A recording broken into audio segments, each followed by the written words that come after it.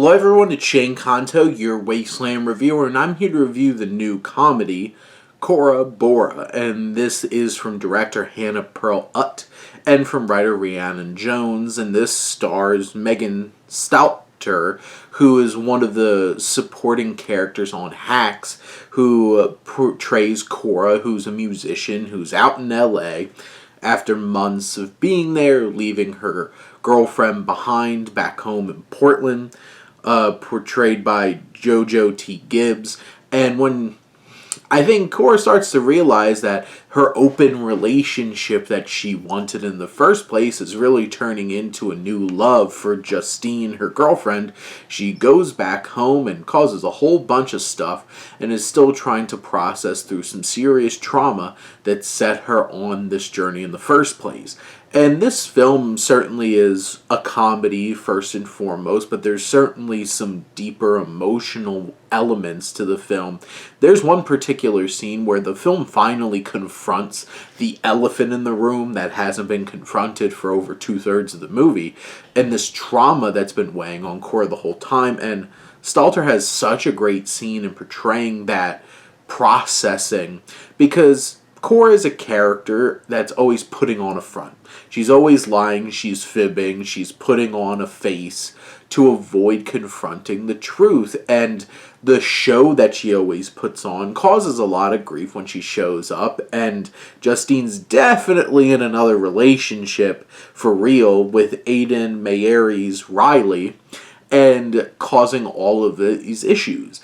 And Cora is a hard protagonist to like. But as the film goes on, I think what Stalter is able to do through her performance and Pearl-Utt's able to do through the direction is peeling back the layers and helping us really understand where Cora is coming from. And a lot of it's coming from a place of pain and trauma and the unhealthy way she deals with it. There's crazy, ridiculous comedy throughout this film. There's some fun cameos from Chelsea Peretti and Thomas Mann and Margaret Cho. And even there's this side story with Manny Jacinto's character who Cora meets on an airplane. It's a recurring experience, and I feel like it fits more as a narrative vehicle to open her up instead of feeling like a really real payoff kind of developing dynamic and connection. So I didn't fully buy that whole thread. I feel like there's probably more efficient ways that you could have brought out this pain. But there's certainly some crazy setups, but it also has some depth in terms of how it's processing grief and trauma, where music comes from, and where music can really be this collaborative process, and what happens when you have that torn away. Oddly enough, it has some interesting ideas that films like Inside Llewyn Davis explore, of being left as the one trying to carry this musicality when maybe it wasn't meant to be that way, or you have to find new ways to process it and explore it. And this film has its depth, it has its laughs, it has some weird, awkward comedy. Ooh, if you don't like awkward comedy, this one is really going to push your buttons, because there's tons of it. And there's some moments where it's just like, my God, Cora, please make other decisions.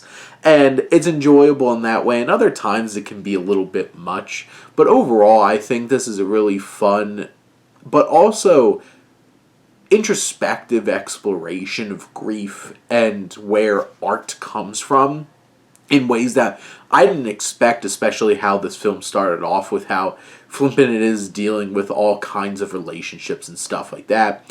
But in the end, I think it has some rich character moments, it has a great cast, and it certainly has a lot to enjoy and appreciate about it. But those are my thoughts on Cora Bora. Let me know what you think, and let's talk some movies. But thank you as always for tuning in and supporting your Wasteland reviewer.